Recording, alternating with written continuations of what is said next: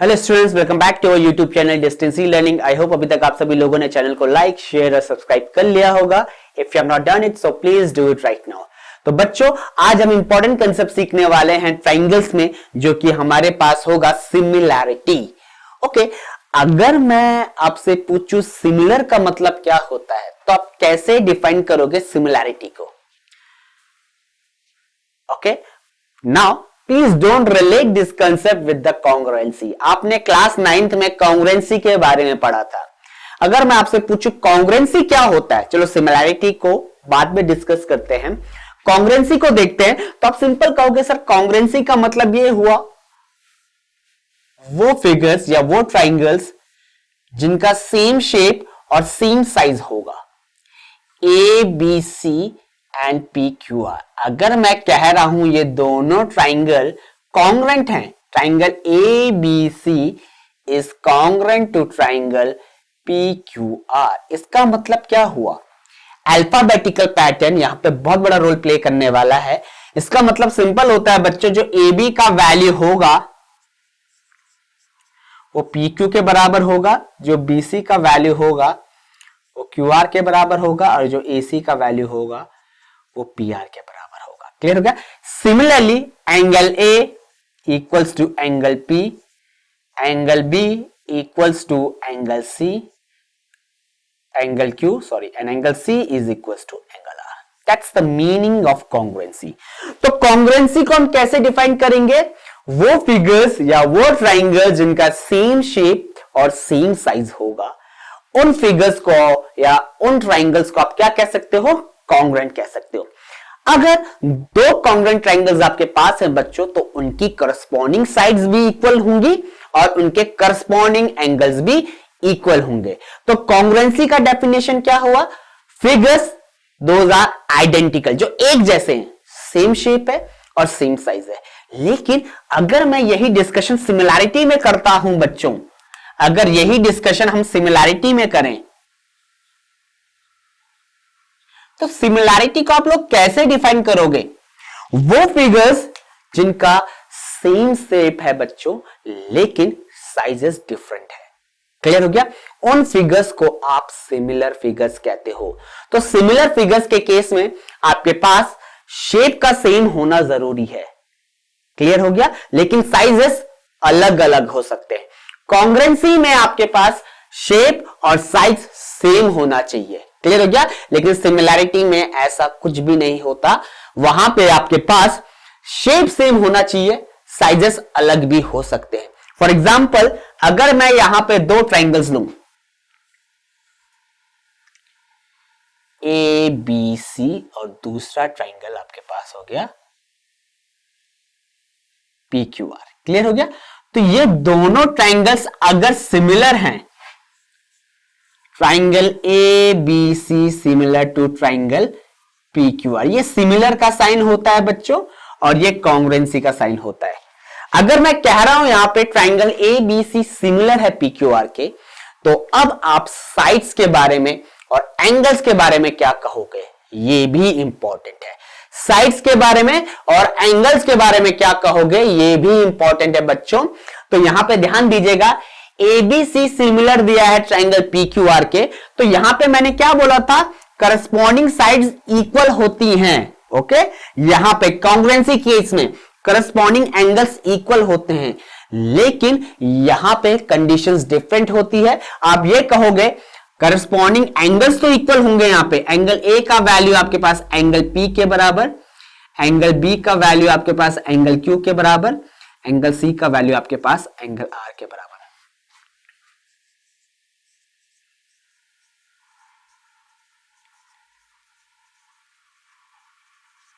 corresponding angles are equal. Corresponding angles are equal. Clear हो गया? Corresponding angles आपके पास equal होंगे, but what about the sides? Sides के लिए क्या कंडीशन होगा? साइड्स क्या सेम रहेंगी? नहीं बच्चों, यहां पे साइड्स का रेशियो सेम होगा। क्लियर है?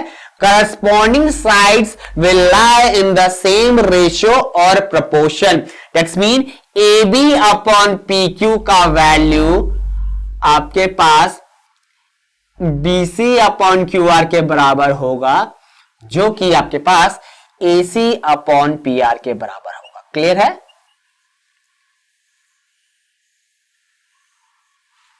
ओके, सिमिलैरिटी में बस यही डिफरेंस है, रेशियो कांस्टेंट रहेगा बच्चों। Corresponding sides lie in the same ratio और proportion. Corresponding sides lies in the same ratio or proportion.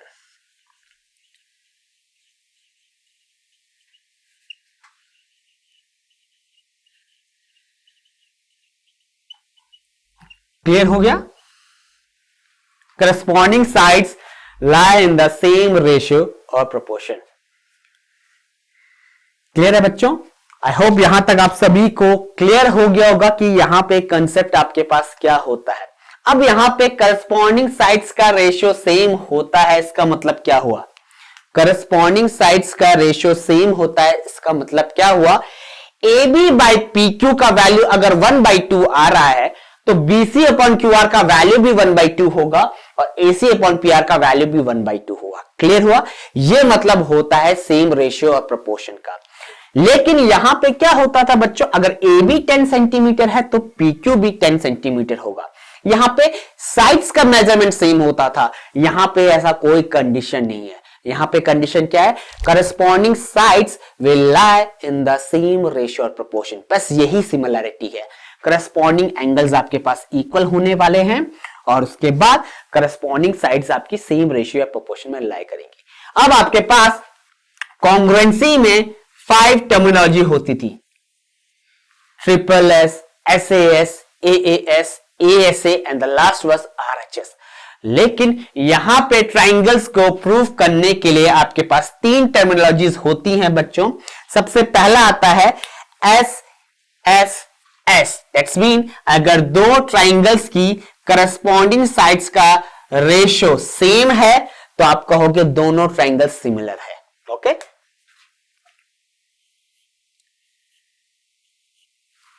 Clear हो गया?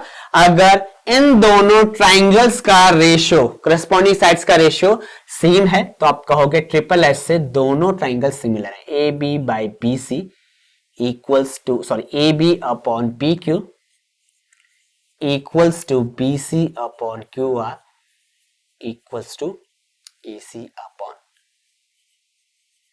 PR। सिमिलरली आपके पास दूसरा टर्मिनोलॉजी आता है SAS। अब SAS का मतलब क्या हुआ बच्चों? ओके, मैं सेम ट्राइंगल्स को अगर लेता हूं तो आपके पास दोनों ट्राइंगल्स की करस्पॉन्डिंग साइड्स के बीच में एंगल आना चाहिए इक्वल। ओके, तो अगर AB अपॉन PQ का रेशियो, करस्पॉन्डिंग साइड्स का रेशियो इक्वल दिया है BC अपॉन QR के बराबर, यानी इन दोनों का रेशियो हमें पता है सेम है। AB upon PQ equals to BC upon QR। तो आप कह सकते हो अगर इन दोनों साइड्स के बीच में आने वाले एंगल्स इक्वल होते हैं, angle B equals to angle Q, तो आप इस प्रॉपर्टी को लगा सकते हो। क्लियर हो गया? कौन सी वाली?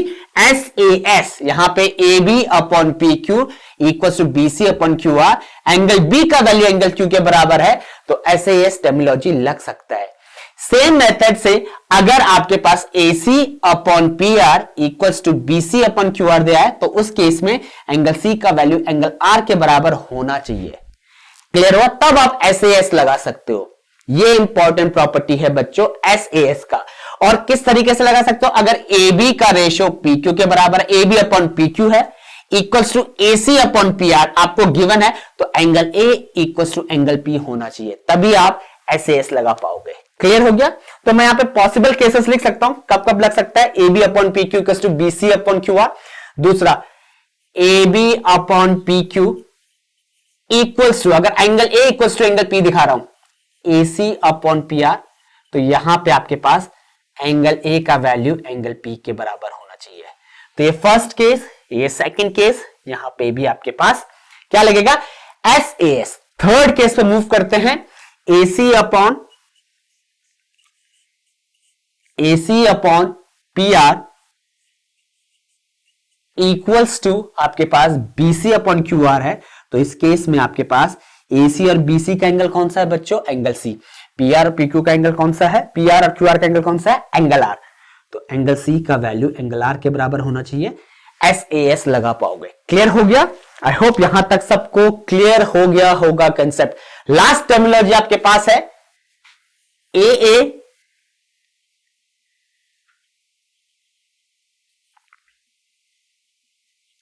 और ट्रिपल ए।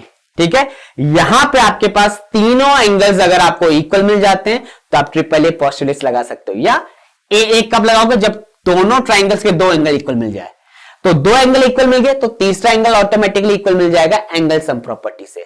तो ये सबसे इजी है बच्चों और मैक्सिमम क्वेश्चंस में लगता है ए अप्रोच। आपको किसी भी दो ट्राइंगल्स के दो एंगल्स इक्वल निकाल दो तो आप कह सकते हो दोनों ट्राइंगल्स आपके पास सिमिलर हो सकते हैं बाय ए अप्रोच। तो यही अप्रोचेस आपके पास रहेंगी और इसी तरीके से आप इस क्वेश्चन को करने वाले हो बच्चों। ओके,